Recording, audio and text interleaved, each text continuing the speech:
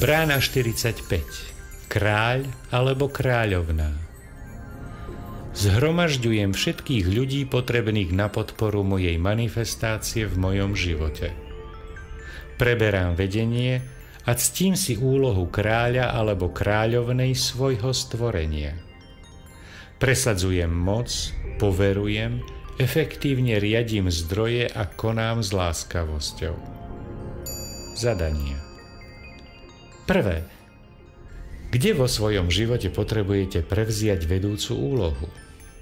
Ako sa cítite ako vodca? Je pre vás v poriadku byť zodpovedným, cítiť svoje stvorenie a hovoriť svoju pravdu? Druhé. Čo musíte urobiť, aby ste do svojho života prilákali tých správnych ľudí, ktorí by slúžili vašej manifestácii a tvorbe? Je vaše myslenie v súlade byť tímovým hráčom alebo kráľom či kráľovnou? Tretie.